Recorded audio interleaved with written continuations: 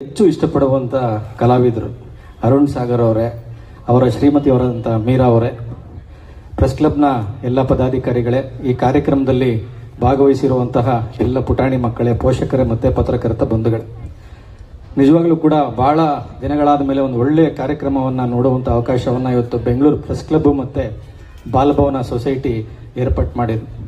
ಅರುಣ್ ಸಾಗರ್ ಅವರು ಆಗಲೇ ಮಾತಾಡ್ತಾ ಹೇಳ್ತಿದ್ರು, ಮಕ್ಕಳು ಹೊರಗಡೆ ಬರಬೇಕು ಅಂತ.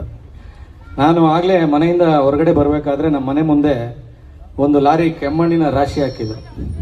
ಅದ್ರ ಮೇಲೆ ಕೂತ್ಕೊಂಡು ಒಬ್ಬ ಹುಡುಗ ಆಟ ಆಡ್ತಾ ಇದ್ದ ಮಣ್ಣಲ್ಲಿ. ಅದೇ ಮಣ್ಣಲ್ಲಿ ನಮ್ಮ ಮಕ್ಕಳೇನಾದರೂ ಆಟ ಆಡಿದಿದ್ರೆ ಎರಡು ಬಿಟ್ಟು ಒಳಗಡೆ ಕರ್ಕೊಂಡು ಹೋಗ್ತಾ ಇದ್ರು. ಮಣ್ಣಲ್ಲಿ ಏನು ಕೆಲಸ ನಿನಗೆ ಅಂತ. ಯಾಕೆ ಅಂತಂದರೆ ಮಕ್ಕಳ ಮನೋಲೋಕ ಕುರುಡಾಗ್ತಾ ಇದೆ. ಕುರುಡು ಮಾಡ್ತಾ ಇರೋದು ಕೂಡ ನಾವೇ, ತಂದೆ ತಾಯಿಗಳು. ಯಾಕೆ ಅಂತಂದರೆ ಅವರ ತಲೆಯಲ್ಲಿ ಏನು ತುಂಬಬೇಕು ಅದನ್ನು ತುಂಬ್ತಾ ಇಲ್ಲ.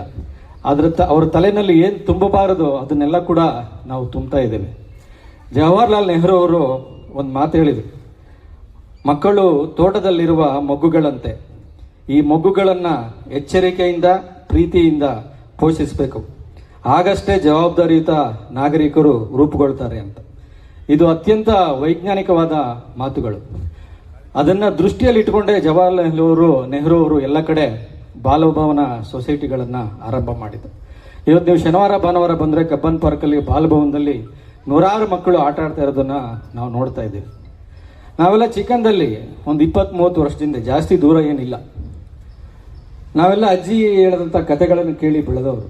ಚಂದಮಾಮ ಆಗಿರ್ಬೋದು, ಬಾಲಮಿತ್ರ ಪುಸ್ತಕಗಳನ್ನು ಓದಿ ಬೆಳೆದವರು.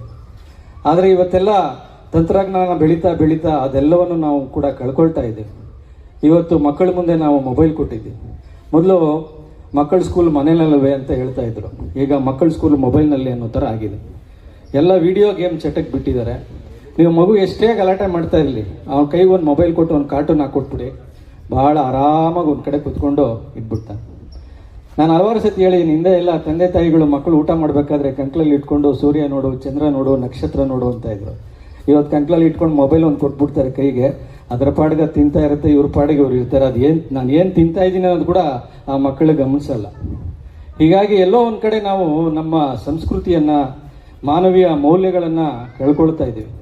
ಅದನ್ನು ಮಕ್ಕಳಲ್ಲಿ ತುಂಬುವಂಥ ಕೆಲಸವನ್ನು ಮಾಡಬೇಕಾದ್ದು ನಿಮ್ಮೆಲ್ಲರ ಜವಾಬ್ದಾರಿ.